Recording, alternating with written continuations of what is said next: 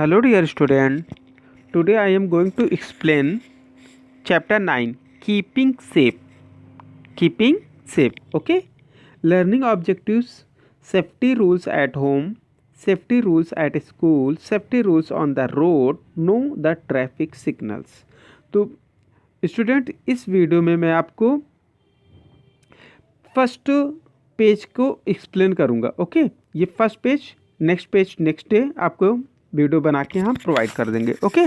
तो आज हम इस पहले पैराग्राफ को रीड भी करेंगे, एक्सप्लेन भी करेंगे, okay? Safety means being careful and staying away from harm. The rules that help us to stay safe are called safety rules. We must follow the safety rules to be safe. If we are careless, we can get hurt. Let us learn the safety rules to be followed at home, at school and on the road. Okay? Safety means आपको बता रहे हैं यहाँ safety का मतलब क्या होता है, सुरक्षित होना, ठीक है ना? जैसे सेफ्टी मीन्स बीइंग केयरफुल यानी कि एक तरीके से सुरक्षित, केयर ध्यान रखना, ठीक है ना? And staying away from the harm, और जो है तो हार्म से, नुकसान से बचना, मतलब अपने आप को इस तरीके बनाना कि नुकसान भी ना हो, बचे, उस नुकसान से बचे और केयरफुल हो, सुरक्षित हो, ठीक है ना? ध्यान दें. The rules that help us to stay safe. तो जो भी नियम होते हैं, help us to stay safe, जो हमारे ऐसे कुछ रूल्स जो हमारी मदद करते हो टू स्टे सेफ रहने के लिए आर कॉल्ड सेफ्टी रूल्स. उसे हम क्या कहते हैं? Safety rules. यानी कि ऐसे रूल्स जो हमारे सेफ रहने में मदद करते हैं उसे हम सेफ्टी रूल्स कहते हैं. जैसे जब हम रोड पे चलते हैं, ठीक है, तो लेफ़्ट साइड्स में जब हम चलते हैं तो पटरियों पर चलते हैं, किनारे तरफ जहाँ पे वो फुटवे होता है, ठीक है ना, फुटपाथ होता है, जब हम उधर से चलते हैं तो अपने आप को सेफ रखते हैं. वो हमारे लिए रूल बना है, सेफ्टी रूल्स हैं, ठीक है ना? तो इस तरीके हम अपने आप को सेफ रखते हैं, ठीक है ना? हम रोड पे चलते वक्त बीच में कभी भी नहीं जाते हैं. आप ध्यान दिए होंगे, राइट साइड से आप नहीं, हमेशा लेफ़्ट साइड में मूव करते हैं, ठीक है ना?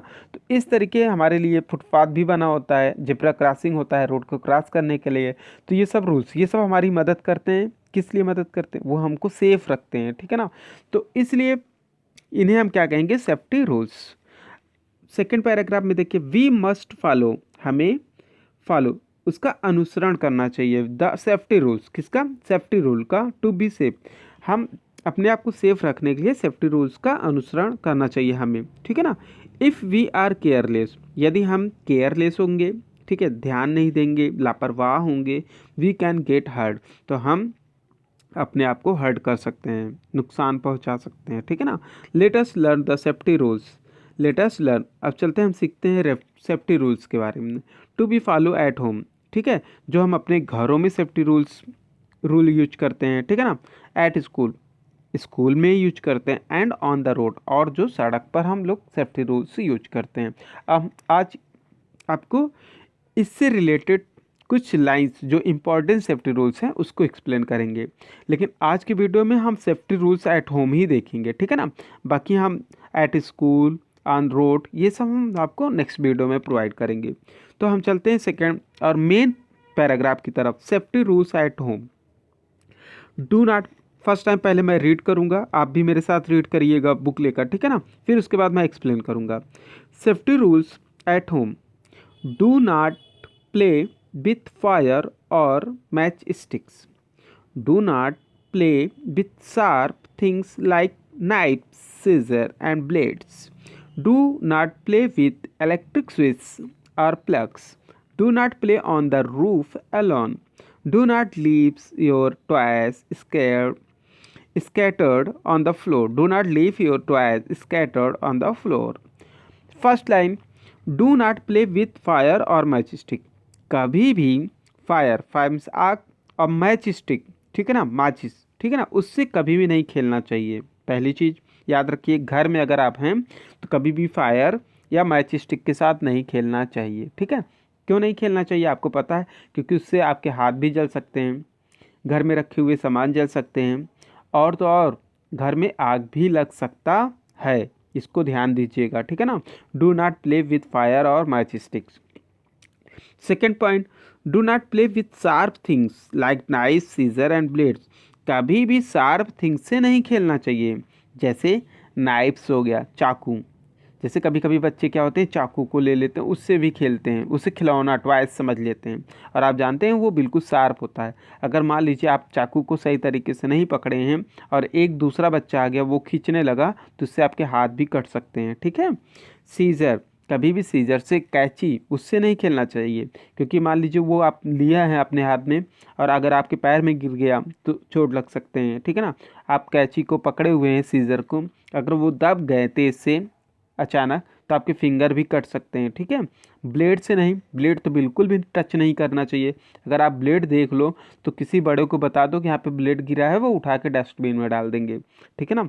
ब्लेड से बिल्कुल भी नहीं, आप उसको अपने हाथ में लेंगे नहीं, ब्लेड्स को, पहली चीज़, ठीक है। Do not play with electric switch और प्लग्स। कभी भी हमें इलेक्ट्रिक स्विच और प्लग से नहीं खेलना चाहिए। जैसे कभी कभी कहीं वायर है, लोग वायर पकड़ लेते हैं, देख लेते हैं, तो ये नहीं उन्हें पता होता कि इसमें इलेक्ट्रिक फ्लो है कि नहीं है, ठीक है ना।